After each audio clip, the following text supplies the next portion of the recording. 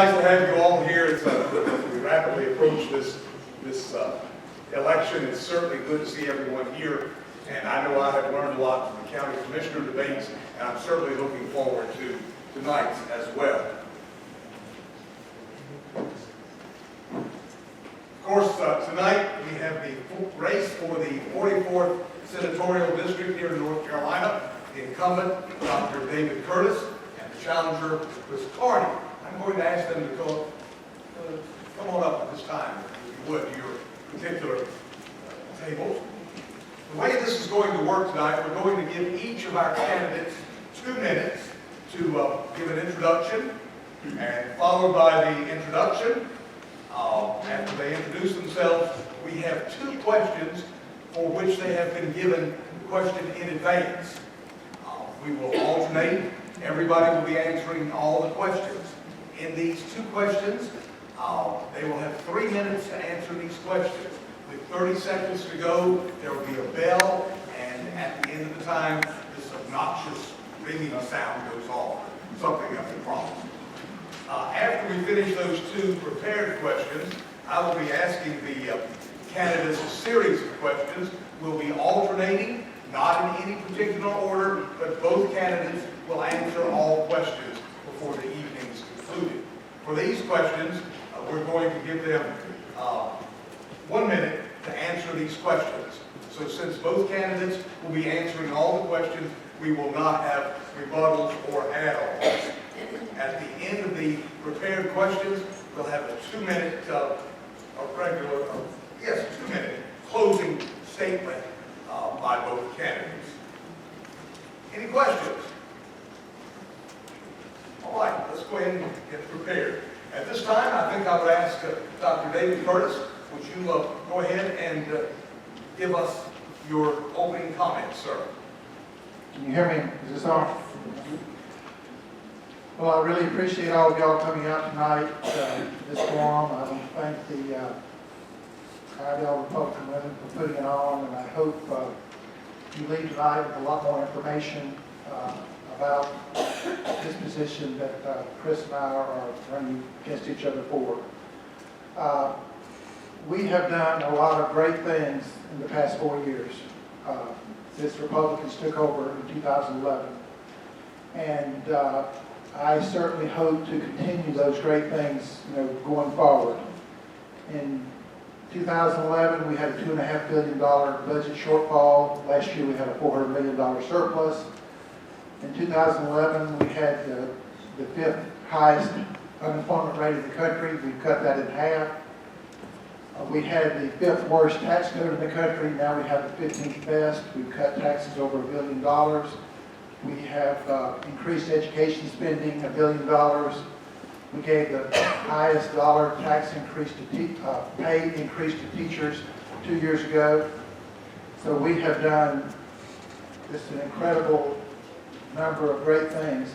When we came in, we had a $2.5 billion debt to the federal government for unemployment benefits. We've got that paid off early, and that's going to save employers in this state $300 million this year and $250 million next year. If we had not paid that off, there would have been a surcharge on the unemployment insurance, so they have to pay for every employee that they have. But that's gone away now. So we've done a lot of great things, and we have made this state much more business-friendly and much more competitive, and we plan to continue doing exactly the same things in the future. Thank you. Thank you, Dr. Curtis. Mr. Carney, your 2 minutes, your introduction, please. Excuse me, that bell is the 30-second warning. That bell is the 30-second warning. It's not the end of time. It's like 30 more seconds. Well, he took them all but 9. Okay. Happy to give them 30 more seconds. That's right. Okay, sounds great. Thanks, y'all. It's great to have you again, and Republican women. Thank you so much. You're the backbone of our party. We really appreciate it. Anybody that runs for office gets it. Actually, I'm going to talk to you about, my name is Chris Carney. I have served this community for a long time. I'm proud to have done that. I'm going to tell you 2 stories I think that sum up what you're looking for in an elected official. Bob Bowman lives on Cornelius Road. Poor man, has a heart attack. He's a veteran. VA and his insurance get caught squabbling. This poor man gets caught up for a year between these two. Reaches out after being out of office. He says, Chris, I've been caught up this year, I need some help, please. We do some phone calls to some old friends. A week later, they moved his stuff. His life is better. He has told this story publicly. That's public service. That's what you do. Let me tell you another story. I'm going to tell you a story about a woman with an autistic child who comes, a good Republican woman in Denver, who comes to Tom Tillis and says, I need your help. And Tom Tillis wears an autism pin the next day on the floor to say, I understand. The same woman goes to David, says, I need your help. He says, I got to take care of insurance. This is her Facebook post. You go and get her own words. You should read this. This is the difference. It's about public service. When your people come to you and when they're down and need your help, public servants go to bat for their citizens. They don't go for special interests, and they don't worry about the big boys. They worry about the citizens back at home. That's what you're going to get between the differences here. I hope tonight we're going to take each and every one of these, and you'll see the difference between David and myself. I am here for you. I don't care what Raleigh says. I'm here to have your back. I hope you'll support us too. March 15th. Thank you.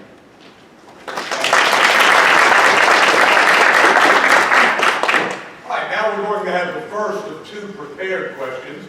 Both candidates have been given these questions in advance, and they have 3 minutes for the answer. But both of these questions are very important for us, citizens and voters of Iredell County in North Carolina. We'll start by asking Dr. Curtis, do you think toll roads are appropriate for the state of North Carolina and specifically for your district? Why or why not? What will you do once elected about this issue? Please talk about your views and not your opponent's views. Well, there's been a huge amount of misinformation put out about this issue, and that's why I gave you this handout. If you will look at it, it states very clearly that Chris voted for House Bill 1077, which made tolling I-77 legal.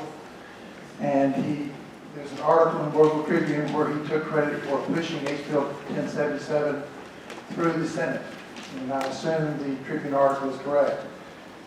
He has tried to distort the facts and tie House Bill 817 into this issue. House Bill 817 was passed in 2013. It had absolutely nothing to do with tolling I-77. Totally different issue. And Chris has put out a lot of misinformation trying to tie those two together and say I voted for 817, which is absolutely correct. But 817 had nothing to do with tolling I-77, and I wish he would be a little more honest and straightforward about that. Answer the question, please. The question, I oppose tolling of I-77. We're doing everything we possibly can do to stop it. It's a very bad deal for the state. The Secretary of Department of Protective Nations has never signed it. So I oppose it. We're doing everything we could possibly do to stop it.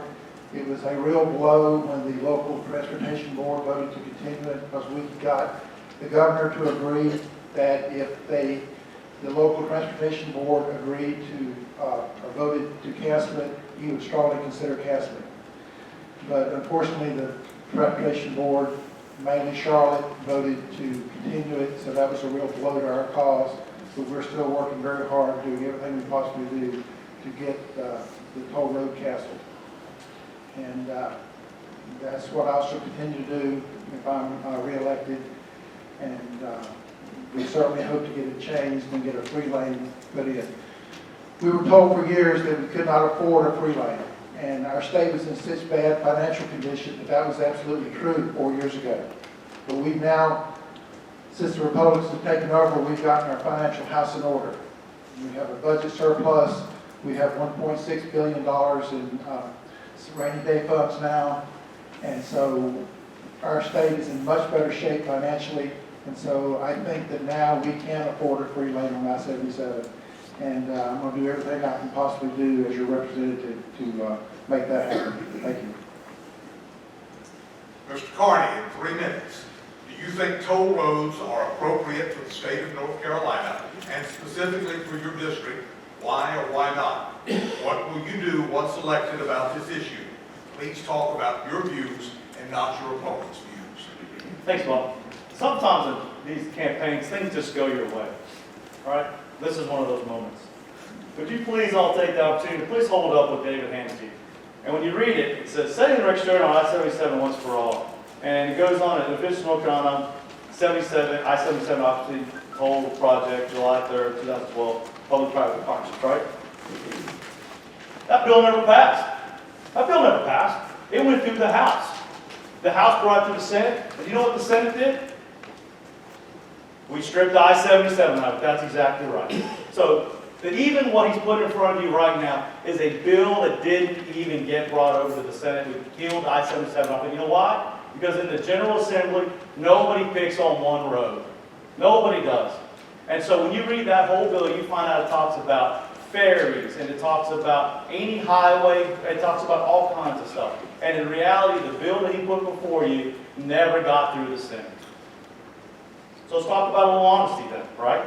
It wasn't my words. It was the Charlotte Observer that said the bill in 2013. The Charlotte Observer. Don't take Chris Carney word. Go look it up. Charlotte Observer said that's when I-77, they added 3 projects. The Charlotte Observer and the papers also reported it's in 2014 that the contract came forward. 50-year contract. And anybody remembers Deb and everybody in 2012, I was fighting with everything to stop a 40-year contract in Gaston County. So what makes you think I would fight a Gaston County 40-year project to embrace a 50-year Iredell County project?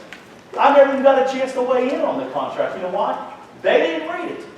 Never took the time to see what was in it. That's why you didn't hear anything in all of 2014, all of 2015, until session, 245 days of session in 2015, not a word. And then we announced, and all of a sudden, David hates holdings. Let's be honest with you guys, all right? I would never. I think a 50-year contract is the worst idea we've ever had. And I promise you, let Charlotte be up to their own demise. We are going to unwind this contract. The problem is, it should have been unwound when the contract was put in front of everybody. All they had to do was read it, right? All you had to do was read it. The contract. And like I said, look, the one thing Dave and I have different is I cite all my stuff. Go look it up.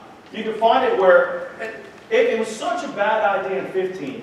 Why did they expand the amount of toll roads they were going to do? They actually passed the bill. And as a matter of fact, the person in the audience asked David about that. His response was, oh, no, that's a committee. No, it's in the House committee. The Senate took a first, second, and third reading. You know what we call that in the Senate? Done. You send it over to the House. So the only way it comes back to the Senate is if they change it. So if the House approves it and the governor signs it, you know what we call that? Law. So, more tolls. Thank you, David.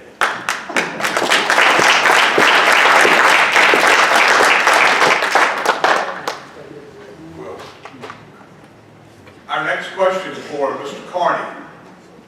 Are you for or against the proposed Connect bond that is appearing on our ballot? If so, why? If not, how do you propose to fund the needs? Please talk once again about your views, not your opponent's views.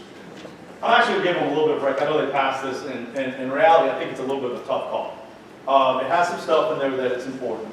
The National Guard's only 4%, really needs to be higher than that. And a lot of park money, I'll be honest with you, I really like it better as a transportation bond. We have so many road projects when we look around, especially in this Lake Norman area, whether you're in Denver, Mooresville, up to Statesville, we're really having troubles with the roads. So I'd love to see the transportation set in there, but I understand there's a lot of community college money in there as well. So there's some things in there that are good. I will tell you I'm very torn. I'd like to have seen $1 billion of it stay as transportation. And so that's the part I got to get over, is because we're still going to have to go get that money. Still going to have to go make those transportation projects. So now we're going to $2 billion plus go get money to fix roads. So I think that's something that I really wish that they would have kept in there, and less park money. But certainly I'm appreciative of the Mitchell Community College can get some money. K through 12 schools are going to get some money, and I think that that's good. I feel awful. We had a debate in Lincoln County, and Lincoln County's getting nothing, not a dime. So we've talked about, you need people going to go down there and fight on your behalf, because when they start putting these projects out, they're giving money to 76 counties. You know what we call that? Pork, right? We watch the federal government do, and sure enough, they try to spatter enough of it around to get all the votes. And I understand, that's one of those things, some good projects in there, but it really failed when it dropped the transportation part out of it, and that's what I'm struggling with. Thank you, guys. Dr. Curtis, same question. Are you for or against the proposed Connect bond that is appearing on our ballot? If so, why? If not, how do you propose to fund the needs? Talk about your views, not your opponent's views. I support the $2 billion bond referendum. I think it has a lot of really great things in it. One of the things I've really been interested in since being in the Senate is higher education, the UNC system, the community college system. And the majority of this money goes to the UNC system and community college system, mainly to build new science buildings. We're really pushing STEM education in North Carolina because that's where the future is. And UNC Charlotte's going to get a new science building. NC State's going to get a new agricultural research building. The community colleges are going to get money. Mitchell is going to get some. The National Guard is going to get some. Some money for parks and recreation facilities. So I support it. I think that our state can handle the debt load. Again, we've got our state's financial house in order. We are comfortable that we can pay this debt down, this bond, make the payments on the bond without having to raise taxes. And so I definitely support it and urge each of you to vote for it. Thank you, gentlemen. That concludes the prepared part of our presentation. Both candidates did have both of these questions in advance. Now I have a series of questions which I'm the only one who has seen these, so I'm going to share them with candidates and you at the same time. They will each have 1 minute. All the questions will eventually be given to both candidates. So we'll start with Dr. Curtis. And these are 1 minute questions. Article 2, Section 3 of the North Carolina GOP platform states, the government should tax only to raise money for essential functions. What should be the process to identify and prioritize these essential functions, and what is the relationship between executing those functions and taxes? Well, I think that we're doing a good job in state government meeting the requirement of this article. We've cut taxes $1 billion. We've made state government much more efficient, and so I think we're doing what that article instructs us to do. I think we're doing an excellent job of that. And we are not through yet. We will continue cutting taxes, continue making our state more efficient, and making our state more able to meet the needs of the citizens of this state. So I think we're doing. The Democrats did not do a good job. We took over 2011. We had a huge mess on our hands at virtually every level of state government. We are doing our best to turn things around and are doing a good job, but you can't change over 100 years of Democratic rule overnight. So I think we're doing a good job and continue doing exactly what we've been doing. Thank you. Mr. Carney, do you believe there is institutional racism in our justice system that disadvantages minorities? Why or why not? Great question. Actually, in 2012, I served on the Judiciary 2 Committee, and the racial justice law at the time was a big, and certainly the judges in the room certainly know what I'm talking about, where minorities were unfairly given the death penalty. And I had a simple solution. Why is race involved in the death penalty? If you commit first-degree murder, you should get the death penalty.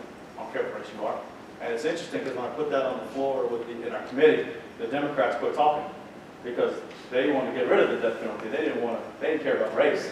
They just wanted the death penalty to go away. So sometimes when you listen to their complaint and you actually give them what they want. So we took racism out of it. We said everybody. Let's get everybody to get the death penalty to commit first-degree murder. And I think that's the way you handle this. Our judges do a great job. And I have full confidence in them, and I think that what they do is a tough job. And they have to keep our laws in order, and I appreciate that. It's not always easy. Thank you, guys. Appreciate it. Dr. Curtis, if the Affordable Health Care Act is overturned, there is discussion that a great deal of the medical system will be left to the individual states. How would you tackle health care in the state of North Carolina? Do you see a role for the federal government? Do you support a Medicaid extension? Well, to answer the last question first, I definitely do not support a Medicaid expansion. Our Medicaid system is broken. It's running hundreds of millions of dollars over budget every year. And right now, we're spending 60% of our state budget on education and 20% on Medicaid. And so to expand a broken system would be a very bad idea. We're working very hard to reform our Medicaid system, going away from the fee-for-service, which gives no budget stability at all. We have no idea how much it's going to cost if the doctor gets paid X dollars every time the patient comes in. We're going to go to a capitated system where the doctor gets paid X dollars per month to take care of the patient. If they come in once or 20 times, he gets paid the same amount. That way we can budget for it and get Medicaid under control. And that is a huge goal that we're working to achieve. Thank you. Mr. Carney, the federal government has mandated Common Core, and our state has adopted most of its content. Polling shows that more citizens reject Common Core than support it. What should the federal government's role be in education? What will you do to ensure North Carolina parents have freedom to educate their children as they see fit? It's an easy answer. I despise Common Core. I despise Washington. I despise Washington being in our way in the classroom. I despise DPI, Department of Instruction, being in our way. I got a chance to spend the day with a second grade teacher, as some of you have seen. And the biggest problem she faces, she had to give a federal benchmark, state benchmark, and then a system benchmark. How many hours were spent not working on reading and math because she was too busy doing tests for the federal and state government? We need to get out of it and give the control back locally. That's where it belongs, back in the classroom, back with the parents. Thank you.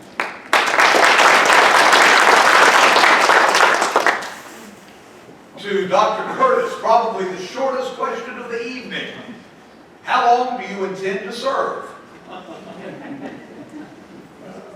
That is a very good question. I definitely intend to serve 2 more years, and I plan to serve more than 2 more years. I don't know exactly how long I will serve, but I'm pretty comfortable committing to at least 4 more years. It takes time to learn the system. It takes time to get seniority. I'm vice chair of the Finance Committee and the Education Committee now, and Senator Rucho and Senator Suchak are both retiring. Suchak is chair of Education and Rucho's chair of Finance. And so if I'm able to become chair of one of those committees, I will gain a great deal more influence and be able to help our district a great deal more. And so staying in the Senate for a period of time and building up seniority is really a good thing for the district. And so that's what I plan to do. Thank you. Mr. Carney, what are the core values of being a Republican?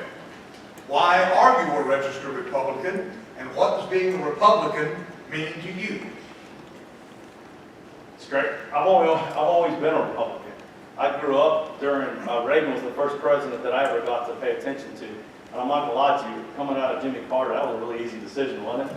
So as we go back, I think being a Republican is, you're a constitutionalist. You believe in the Constitution as your rule of law. And when you start watching people twist and turn it, that's where Republicans and Democrats, and I'll be fair, this is a great time to talk about this.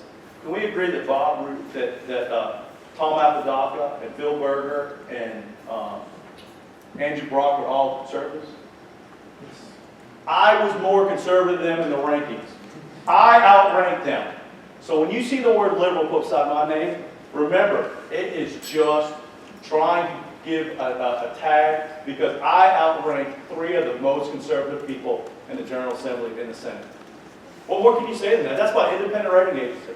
Civitas ranked me the 4th most conservative, and guess what? And effective at the same time. You can be effective and conservative. So stick to the Constitution, treat everybody fair, And make sure that you allow the people back at home to have as much government as you can push back, because closest to the people is where you want it. All right? Thank you. Dr. Curtis, let's say that some cities in North Carolina adopt local laws to become a sanctuary city for illegal immigrants. What steps, if any, should the state of North Carolina government take? Well, the state of North Carolina has already addressed that issue. We have outlawed sanctuary cities in North Carolina, so that will not happen.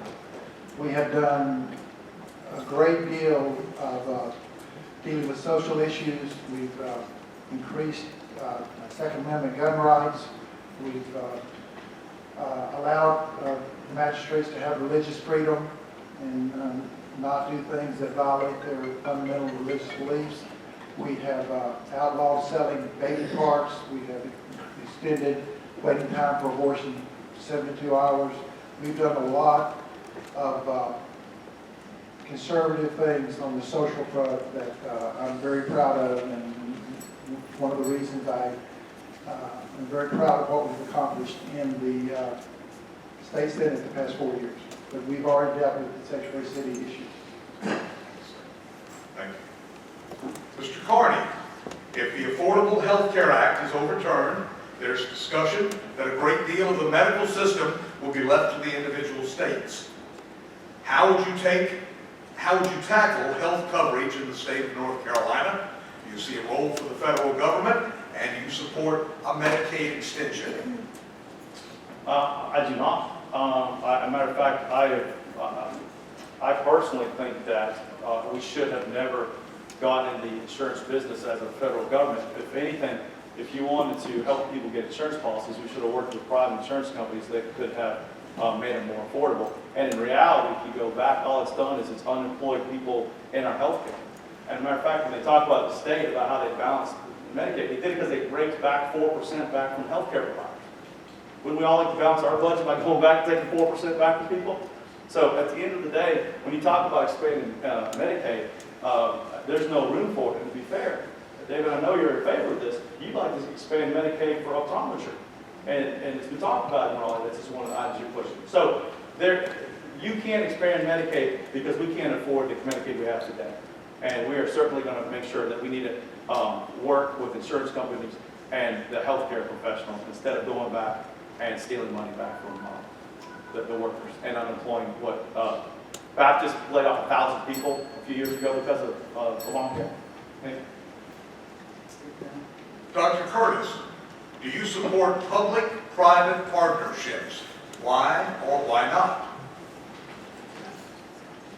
If there is no other way to fund something that desperately needs to be done, then public-private partnership might be a good idea. But in general, I would oppose it. Basically, I would oppose it unless there's a very compelling reason to do it. And at this point, I don't know of any public-private partnerships that I would support, because I feel like that it's just not necessary at this time. Thank you. Mr. Carney, do you support public funding for alternative energy? Do you support oil exploration off the coast and within the state of North Carolina? What are your general views on energy development in North Carolina? That's a wonderful question, because I'm a natural gas guy. I think we have trillions of dollars. I know we have trillions of dollars in natural gas. It's clean. It's easy to get to. It's off the coast of our state. And to be fair, it's inexpensive energy. And that's what we should be putting our money into. And to be fair, when we were down there, they did a wonderful, those of us who were in favor of it, they made these license plates up that said frack. Like, I love the frack or something to that effect. So I'm a natural gas guy. That is the future of North Carolina. We need to use that. We could be a natural gas producer for the country. There's so much of it off our coast. We just got to get the federal government out of our way. So when you ask me, my energy plan for North Carolina is to push forward with natural gas production. Thank you. Back to Dr. Curtis. What are the core values of being a Republican? Why are you a registered Republican? What does being a Republican mean to you? Well, I think the core values of the Republican Party are small government, low taxes, and personal freedom. And that's why I'm a Republican. And I really have some concerns about Chris's history. While he was on the Morsel City Council, Morsel became the highest taxed town in North Carolina. And that's pretty incredible. There's 34 towns in North Carolina that have more than 25,000 population.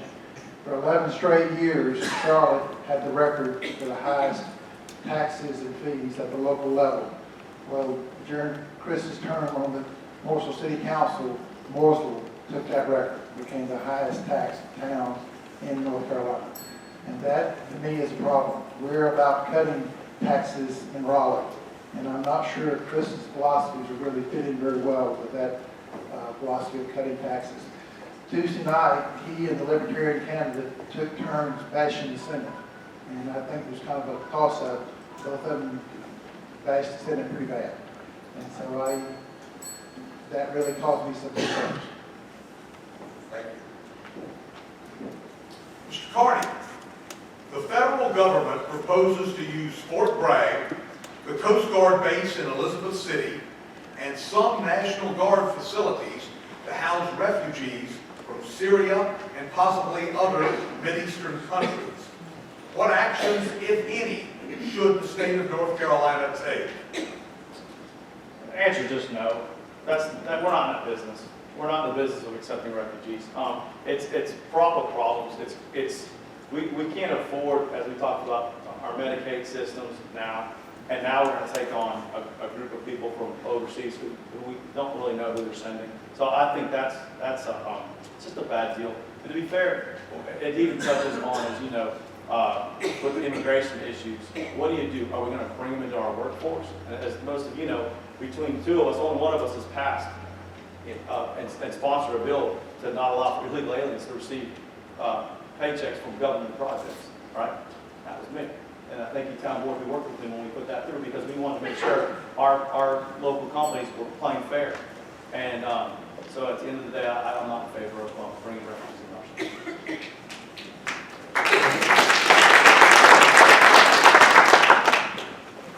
Dr. Curtis, along that line, what's the financial cost of illegal immigration to the state of North Carolina? I don't have a number. I don't know exactly how much it costs, but I'm sure it's in the hundreds of millions of dollars because our healthcare system is being overburdened. These folks don't have any kind of insurance. They simply go to the emergency room, and the emergency hospitals are legally bound to treat them. So I don't have a dollar figure of how much it costs, but it's way too much, and we need to figure out ways to cut that cost down dramatically.